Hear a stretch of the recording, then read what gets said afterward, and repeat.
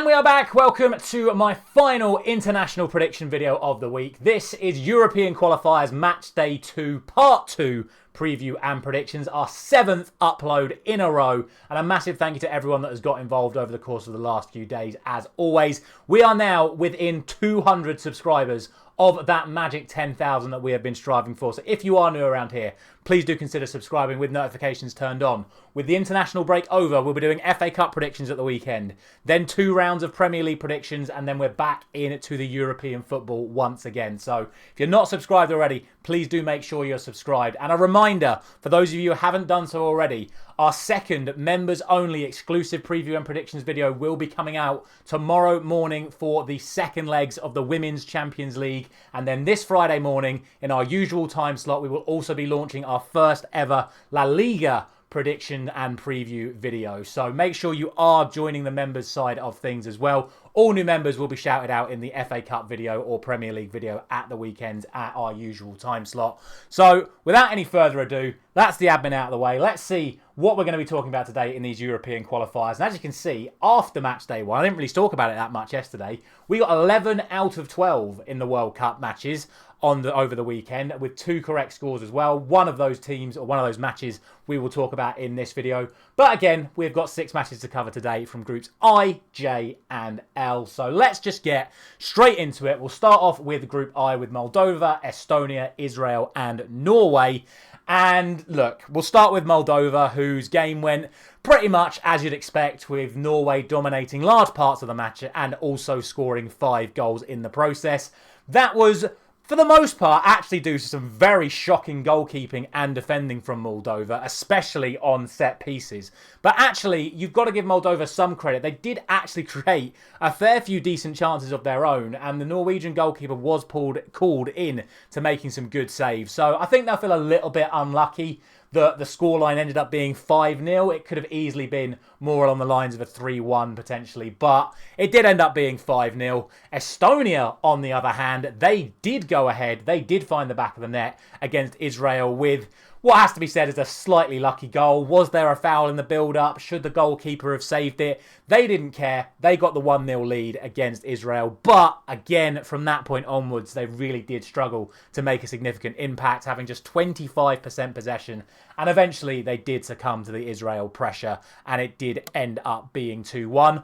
Albeit, Israel's equaliser was a huge stroke of luck. More on that when we get to their prediction. But it does mean that both sides come into this off the back of essentially quite dominating defeats. In terms of the actual team news, there are a couple of pieces that need to be spoken about when it comes to Estonia. Firstly, Sumets is going to be suspended. He picked up 2 yellow cards and a late red card in that game against Israel. And also their goalkeeper, who had a real bad time of things, Arsenal loanee Hein, firstly scored an own goal, albeit a very unfortunate own goal, but then got injured and had to go off at half-time. So it looks like that he is going to be missing for this one as well. No such concerns for Moldova. So when we come to this match itself, the way I'm sort of looking at it is that Moldova, up until that result against Norway, were actually unbeaten in 8 competitive matches in a row at home and getting good results against good teams as well. If anything, the Norway game is an outlier.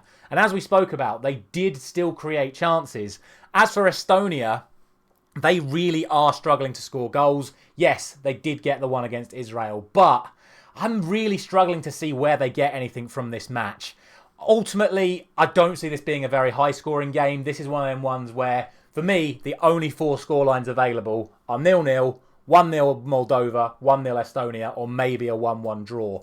But from what I've seen of the highlights, the stats, and the current form of the 2 teams, I'm actually going to go for a narrow Moldova win and go for 1-0. I can't particularly see a clear favourite, though.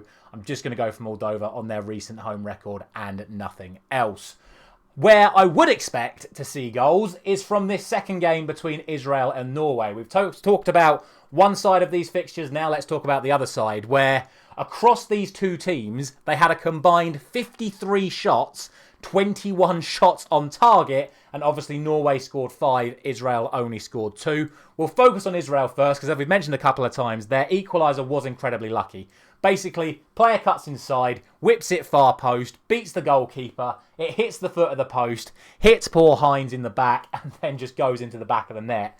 From there, Israel probably should have scored at least 3 or 4, but they just could not find the back of the net. But I will not take anything away from their actual second goal, which is a brilliant bit of play. Manos Solomon picks the ball up, drifts in field, brilliant pass, left back to right back, and Dasa put the ball in the back of the net. Now, Israel/Leeds United fans, what do you feel about Manos Solomon playing left back? I'm pretty sure that's not where he plays for Leeds, and I've certainly never seen him play there before, so just curious as a football fan why he's actually playing at left back. Obviously he still contributed, but I do think that's a bit of a bizarre one. As for Norway, I think really the star man for them, unsurprisingly, was Martin Ødegaard. His set piece delivery in particular was causing all sorts of problems for that Moldova defence. But not only were they scoring from set pieces, they were scoring from open play as well. The link up between the likes of Haaland, Sorloth, Azard, Ødegaard, Schreider up, I can never say his name, with just Sanderberg sitting behind, and Rierson as well, getting heavily involved from fullback. Ultimately, I think that's what's going to end up being the difference here. I just think Norway have that little bit of extra quality. They've obviously got a couple of world-class, if not more than a couple of world-class players in their lineup.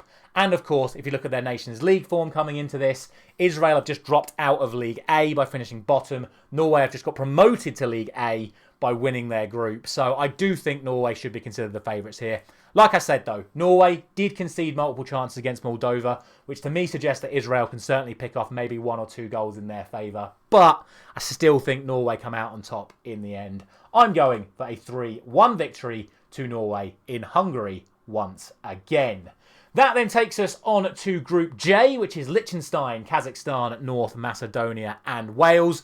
And unfortunately for Liechtenstein and Kazakhstan, it was very much business as usual very, very quickly, as both sides ended up conceding within the first 10 minutes of their match. For Liechtenstein, it just never really got off the floor. They only managed 26% possession in the entire match and only had 1 shot on goal. To be fair, Kazakhstan actually didn't do too much better.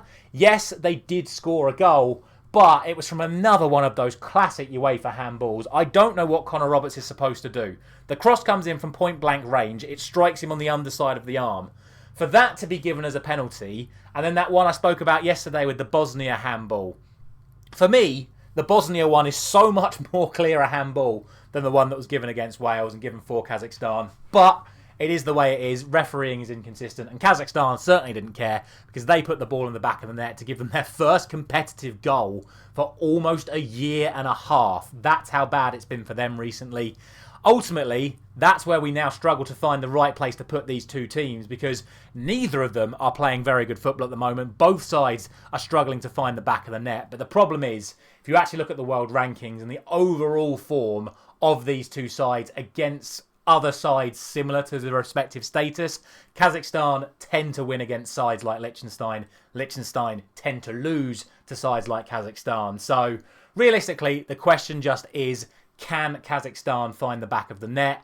I think they will, but genuinely don't rule out the prospect of a 0-0 draw. I wouldn't even rule out the possibility of Liechtenstein winning it, but I do think that's quite unrealistic, given how poor they have been over the last few months. I'm going to go for the Kazakhstan win here. No fresh injury concerns for either side coming into this one either, but I'm going for a 2-0 victory to Kazakhstan.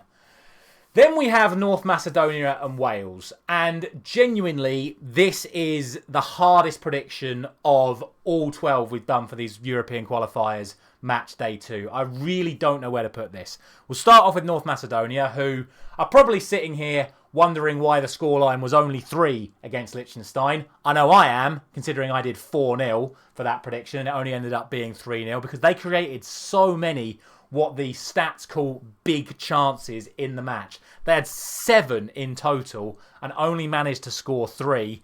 But it has to be said, they did score some very nice goals. One goal in particular, if you haven't seen it, their third and final goal. Right back gets it, cuts inside, hits a Trivela cross into a first-time scissor kick left foot volley from the forward into the back of the net. Certainly the best goal I've seen from these European qualifiers so far. Very, very good goal from North Macedonia, and did, of course, end off what was a well-deserved victory for them.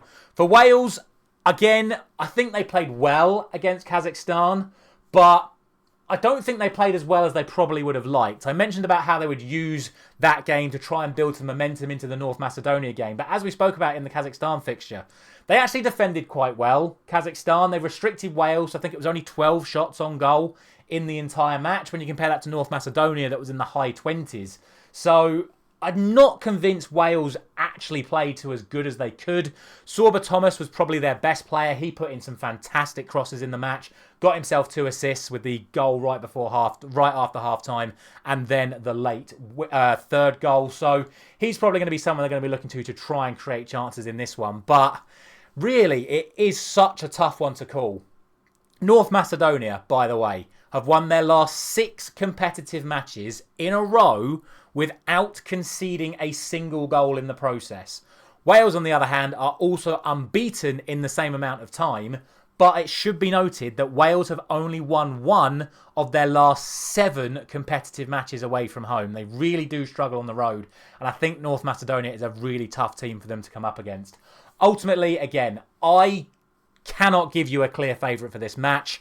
There are 2 sides that I think are pretty well balanced at the moment, and in situations like that, I always like to put them down the middle. So I'm going to go for a 1-1 draw. Again, in terms of team news, I've looked up and down the 2 teams. I cannot see any clear indication that anyone is going to be missing for either side. So as always, let me know if that's not the case, but we'll see. For me, absolutely no clear favourite in this one whatsoever.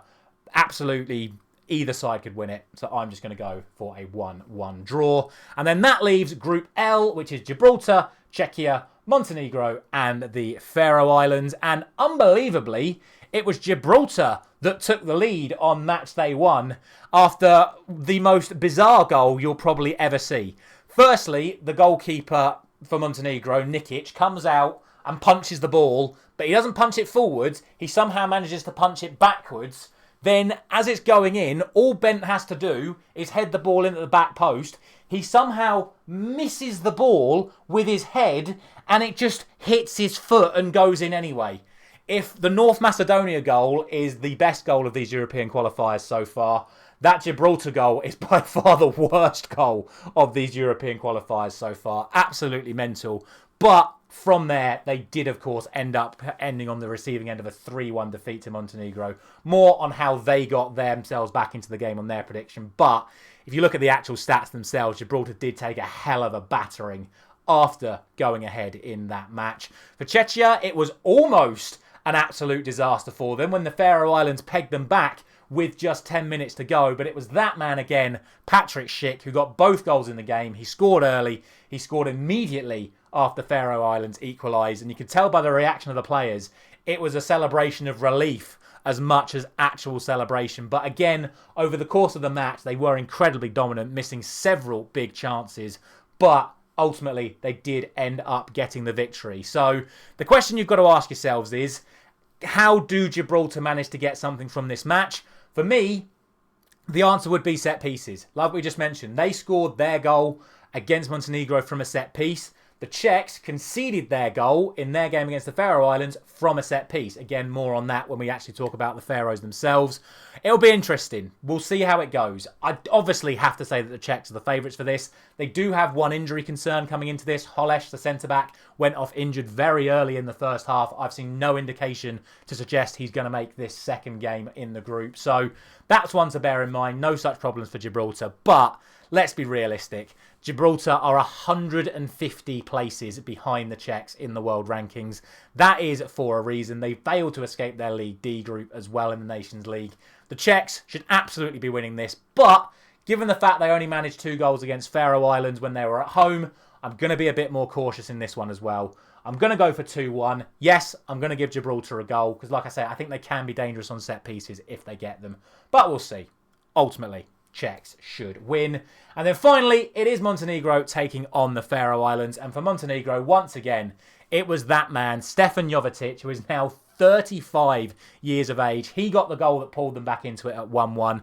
And then they absolutely dominated the game from that point onwards, creating so many chances. In total, they had 3.4 XG, which is the highest of any team across all 12 matches that were played in the first games. Considering Norway scored 5, that tells you how much XG that Montenegro had in that first game.